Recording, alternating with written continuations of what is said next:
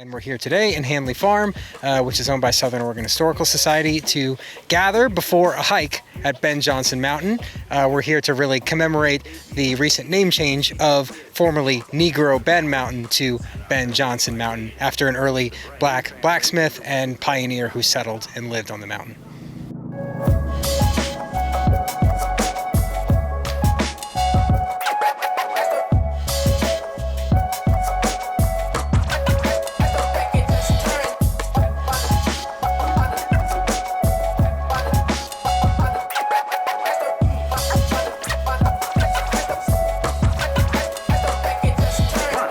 A new dimension in sound. This is love. As the record plays, love. Hi there, folks. I'm Keegan Van Hook, and welcome to Us As We Are. In this episode, we're starting here at Hanley Farms, where an event has gathered to commemorate the renaming of Ben Johnson Mountain, or what is now Ben Johnson Mountain. It previously had a less favorable name. We're going to talk to some people about the history of Ben Johnson and Ben Johnson Mountain, and then tomorrow we're actually going to go to Ben Johnson Mountain itself and take a hike. Why don't you start by just introducing yourself and kind of explaining what this event is all about? Sure. My name is Zachary Stocks. I'm the Executive Director of Oregon Black Pioneers, which is our state's largest African American historical society.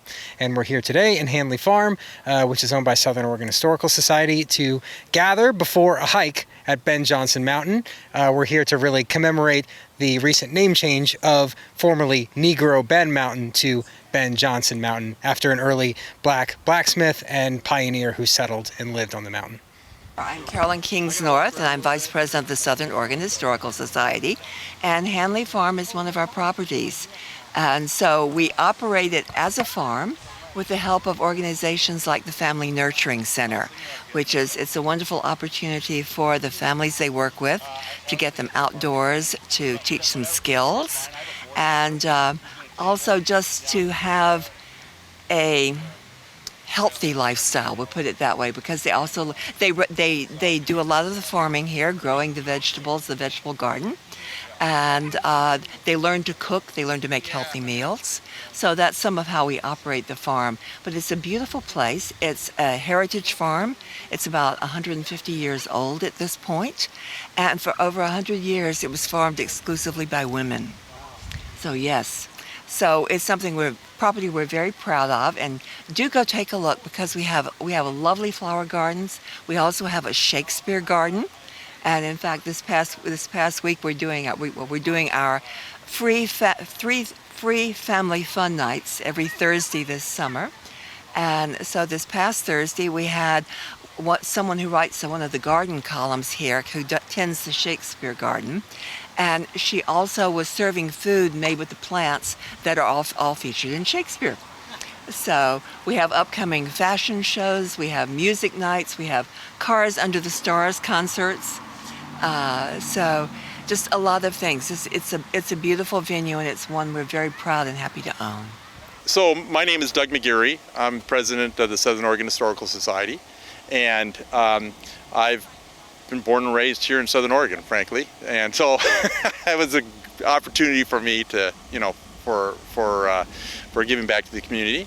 And this event is really when there was a name change for the Ben Johnson Mountain, and which is going to be the tour for tomorrow. And we were involved in giving our suggestions as to why and the reasons for having the name changed, and there was a couple of different variations or whatever, but this is the one that some of our members actually worked on, and staff members worked on, to come up with an answer for why the name should change. Who was Ben Johnson, and what was his involvement in Southern Oregon? For sure. So Ben Johnson was from Alabama. He was born into slavery, and this was in the early 1800s. And when he was 19 in 1853, He came out with many others on a wagon train to Oregon. He was still enslaved at the time, and upon arrival, we know that he went to Southern Oregon. Now, we're not sure when he received his emancipation. By law, it would have had to be within 2 years after he had arrived, but we know of many instances where blacks brought here as slaves actually were not freed right away. But at some point, as a free person, he was living and working here in Southern Oregon, Jackson County, working as a blacksmith for a mining camp called Uniontown. And so then after that, he went on to elsewhere, didn't he? He did, yes. So after he worked in Uniontown between at least 1868 and 1870, in 1870 he relocated permanently to Albany, Oregon. And it was there that he married Amanda Gardner, who actually he had met while he was a teenager traveling on that same wagon train, and they had reconvened only a year earlier in 1869. So they married in 1870, moved to Albany together, and the two of them lived there the rest of their lives. No kidding. So then how did the mountain end up becoming called Ben Johnson Mountain, or rather its previous names? Right. Why don't you tell us a little bit about the different names the mountain has had and how all that kind of came about year to year? Sure. So the original name, as it was known within his lifetime, was a racial expletive. And that was just sort of a colloquial name. But when the Rogue River National Forest was established, it actually was written into the initial maps. So it became part of the official name of the place right away. And that is how the name stood for decades. And in the 1960s, there was a big push to try and replace racial slurs with what they thought was more appropriate language. It ended up becoming Negro Ben Mountain, but the actual Johnson portion of his name had sort of been lost to historians, so no one really knew who the namesake of this mountain was.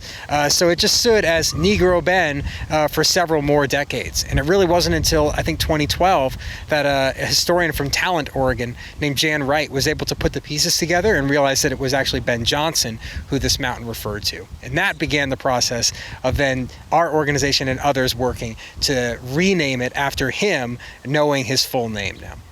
And what is that process like when you discover something like that and you sort of find that there might be a cause to change the name of a geographic feature in that way? What do you do? Like, how do you actually go about changing the name officially of a geographic feature? So thankfully there is a process that you can go through.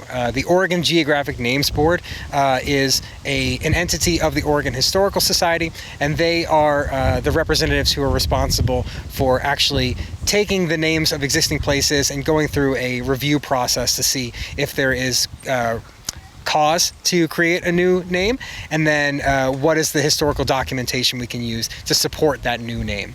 And that is a process that involves a lot of buy-in from local entities, so we're really grateful that people here in Jackson County also saw the value in that change.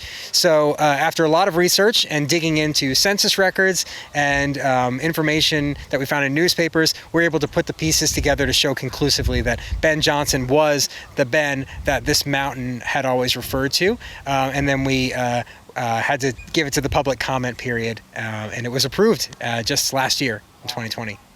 That we were having people from our board were communicating with those in the Black Pioneer Society, and it seemed like they were aware that the name had changed, and so it was an idea, obviously from our standpoint. It seemed like a natural to celebrate that name change and to make an event out of it. We have a farm that is clearly able to house a whole bunch more people. I have a whole large event, and as well as just would be a fun thing tomorrow for climbing up the mountain. Yeah. Right on. Anything else that you want to say to speak to that? Not really. I'm just wasn't necessarily prepared to but yeah, no, everything is welcome, and I'm glad you guys are here, and it really is. It's something to be celebrating, and it's about time. And the mountain has gone through its names and iterations. We all have our histories, and some things are better, going forward with a good name, and calling the Ben Johnson, who lived there and was a person that was that people knew, and it's good. We have a new name. Yeah. Fantastic. Thank you so much. All right. Thank you very much. you hate to say it, but the old adage, the winners write the history.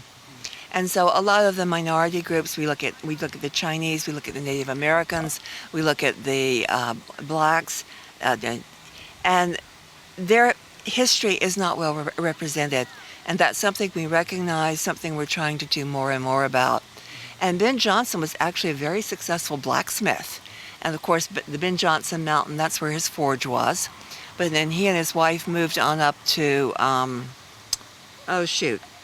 outside of Salem, outside of Eugene. I heard it was Albany? Albany, yes, that's sort of Salem-ish area, right? Where he again had a successful blacksmith shop. We have if you hadn't asked me his name, I could have told you. Eagle Point was also essentially founded by another black pioneer, and he named it Eagle Point because his farm, there were cliffs there and the eagles nested in them. That was where their eyries were, and so that was why he named it Eagle Point. And we have a lot of Chinese history here. This Jacksonville was originally the first Chinatown in Oregon. And of course, all of this was Native American. So these are things we're now trying to capture and make sure that we are being inclusive, that we're sharing them. Not that we want to quote, rewrite history, but we want history to be accurate. So I guess to go back a little bit, I'm totally curious. How did the mountain initially end up given the name after Ben Jonson? Like, despite it containing an expletive, they still named it after him. How did that come about? And why did people decide they wanted to name the mountain that, despite a lot of the racist attitudes, especially in Oregon, in that time? Well, to be honest, Jackson County was one of the most racist parts of Oregon. Some of the worst language that we see directed toward black people comes from newspapers found in and around Jacksonville, both in the 19th century and even into the early 20th century in Southern Oregon. So it's not so much a question for me about why they would have chosen the name, but really, how did it last, right? And part of that could be because Ben Jonson's cabin actually stayed there for quite a long time. We know that portions of it were still visible even into the 2000s. And so it could have just been part of the collective memory of this place that there was a black blacksmith's cabin on that mountain. And the part that had stuck was the Ben.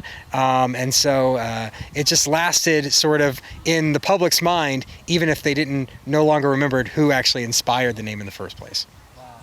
So this whole situation reminds my whole crew and I of another situation here locally, Dead Indian Memorial Road, and there's a whole controversy around that name and potentially changing it. I'm curious if you know anything about that and can speak to it at all, or if you have an opinion about it, or if there's just anything you want to say regarding that. Sure. I mean, my opinion is that whenever we have names that don't represent the best of Oregon today, it's in our interest to change them. And I think that could be a great opportunity to work more closely with, the 9 federally recognized tribes of Oregon and try and figure out, is there a more appropriate name that we can give these places that represents elements that we want to celebrate of each of these nations' cultural heritage? So I'm totally for it. It's not really something that we have a lot of understanding or information about as a Black Historical Society, but I know that the process is largely the same. It goes through the Oregon Geographic Names Board, and if I believe that there's already work being started to work on all of the names in Oregon that are related to racial pejoratives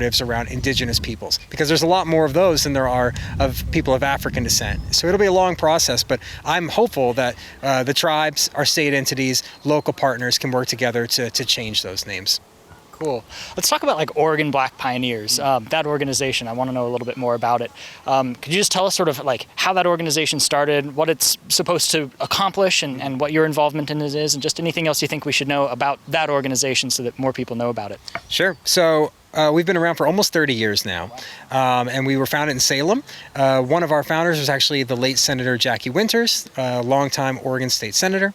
And the goal at first was actually to try and collect as much information as they could about Salem's Black history, and then to share it with local K-12 schools. And from there, it really started to expand because new opportunities emerged. People wanted to see this information in their town, so the scope really grew, and with it came the opportunities to develop exhibitions, to develop publications. We have a couple books that we've published, and then to create programs all around the state that involve partnerships with local organizations, which is what we're doing right here. We're working with the Southern Oregon Historical Society, the Southern Oregon University Laboratory of Anthropology, the Siskiyou Mountain Club. All of them were crucial to making this event happen, and that's really what our organization is all about. Taking the stories and then working with people in the places where those stories happened to really elevate them and make sure that they're preserved for future generations. Very cool.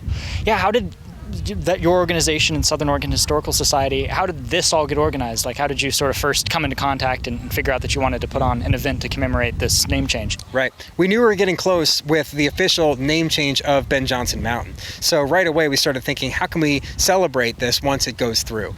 I've been on the job entirely during COVID-19, so we had to postpone everything as long as possible. But I would say that almost 9 months ago, the idea for this gathering really started with just informal conversations with Southern Oregon Historical Society. And then Siskiyou Mountain Club really expressed an interest about, let's get Black people outside. We want to see more diversity reflected in our trails and in our outdoor spaces. And that's something I believe in really strongly. I'm a park ranger in my other part-time job, so I take that really seriously. And so we just kept the conversation going. And when the name change proposal went through, we were watching the county vaccination rates go up, watching the case rate go down, and as that happened, we put a date on the calendar, and here we are. Fantastic. Was there anything I didn't ask about that you think we should know or that you want to mention? Just to visit our website, OregonBlackPioneers.org. We are always interested in learning more about the stories of people of African descent in every corner of Oregon. We're not just specific to Portland or the Willamette Valley. We want to know when there are seldom told stories of Black people who've made a difference in their communities, so that we can then use what resources we have to try and build them up, share them, and create opportunities like the one we're having today. All right, fantastic. Thank you for talking to me today. Yeah, thanks so much.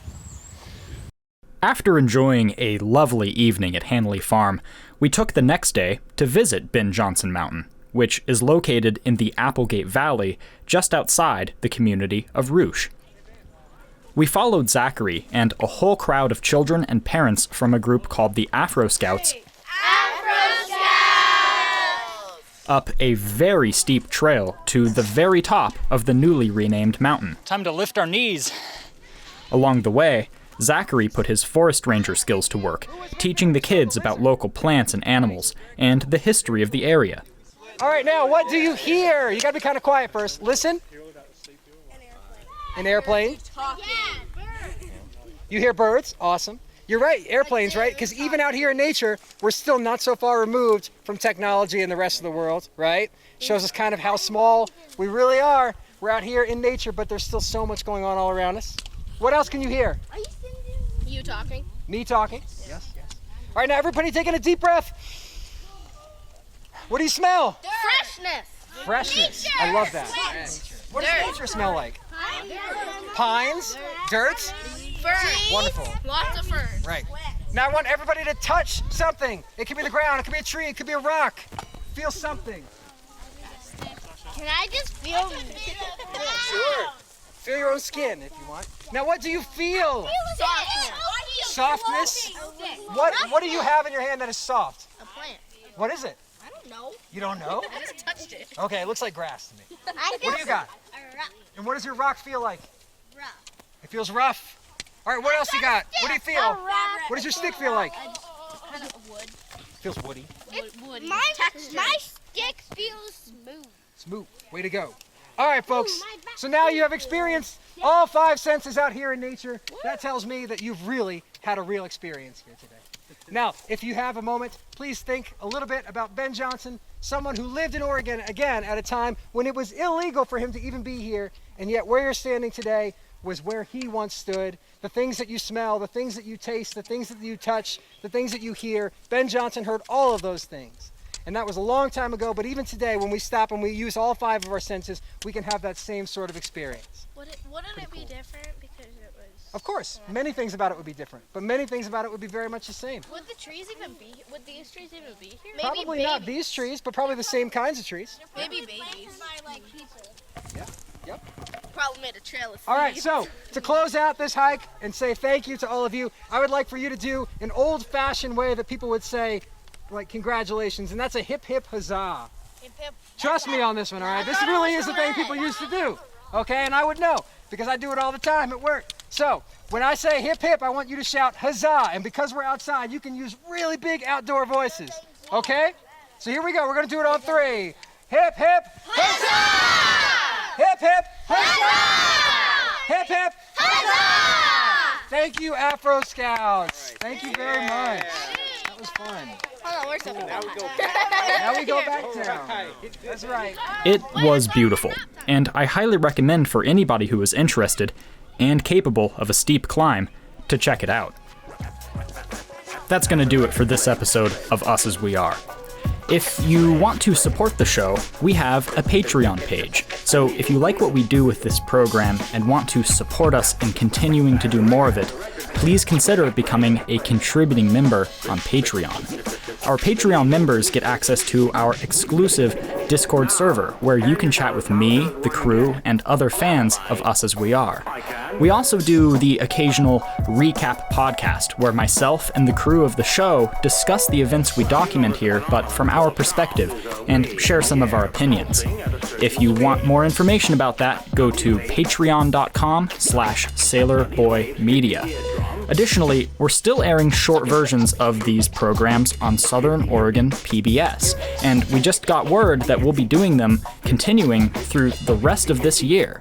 So if you want to know more about that, go to sopbs.org/usasweare.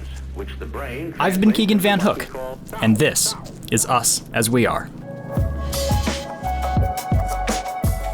As always, thank you to our major Patreon supporters: Adam, Alex Zendejas, Amy E. Van Hook, Bethany McKenzie, Daniel Van Hook, Elizabeth Austin, and Robin Jossie.